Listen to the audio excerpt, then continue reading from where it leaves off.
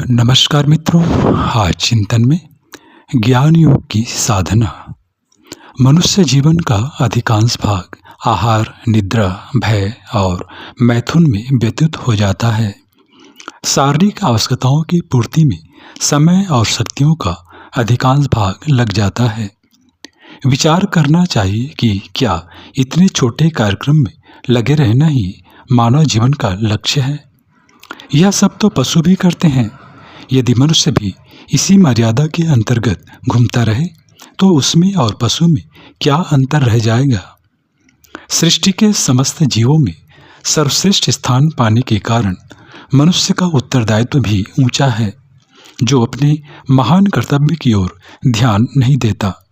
निश्चय ही वह मनुष्यता का महान गौरव प्राप्त करने का अधिकारी नहीं है। दुख और अधर्म को हटाकर सुख और धर्म की स्थापना करना मनुष्य जीवन का लक्ष्य होना चाहिए। ईश्वर ने जो योग्यताएं और शक्तियां मानव प्राणी को दी हैं, उनका सदुपयोग यही हो सकता है कि दूसरों की सहायता की जाए, उन्हें सुखी और उत्तम जीवन बिताने में सहयोग दिया जाए। बेशक शारीरिक आवश्यकताओं की पूर्ति के लिए श्रम करना आवश्यक है, परंतु यह भी ध्यान रखना चाहिए कि जीवन निर्वाह की साधारण समस्या को हल करने के उपरांत जो समय और शक्ति बचती है, उसे परमार्थ में, संसार की भलाई में लगाना चाहिए। जो मनुष्य स्वार्थ पर से दृष्टि हटाकर परमार्थ पर जितना ध्यान देता है, समझना चाहिए कि वह उतना ही जीवन का सद्व्यय कर रहा है। दुनिया में लक्ष्मी, विद्या, प्रतिष्ठा, बल, पद, मैत्री, कीर्ति, भोग, ऐश्वर्य आदि को बड़ा फल माना जाता है। यह सब ज्ञान रूपी वृक्ष के फल हैं। ज्ञान के अभाव में इनमें से एक भी वस्तु प्राप्त नहीं हो सकती। परमार्थ के लिए ज्ञान से बड़ी और कोई वस्तु नहीं है। भूखे को 2 रोज भोजन करा देने से सदा के लिए उसका भला नहीं होगा। उसे कोई ऐसी राह दिखानी होगी जिस पर चलकर वह स्वयं जीविका उपार्जन कर सके।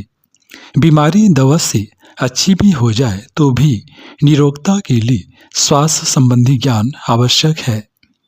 दवा के आधार पर सदा के लिए किसी का रोग नहीं जा सकता, पर ज्ञान के आधार पर बिना दवा के भी रोग अच्छा हो सकता है और सुंदर स्वास्थ्य तथा दीर्घ जीवन प्राप्त हो सकता है।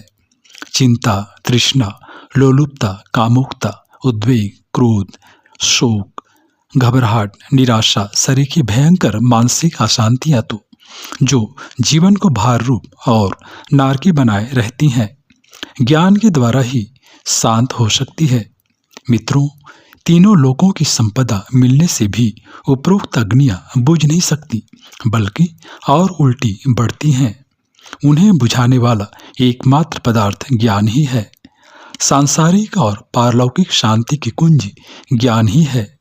तुच्छ मनुष्य इसी के बल से महापुरुष और महात्मा बनते हैं। दूसरों की सेवा सहायता करने वाली इससे बड़ी और कोई वस्तु नहीं।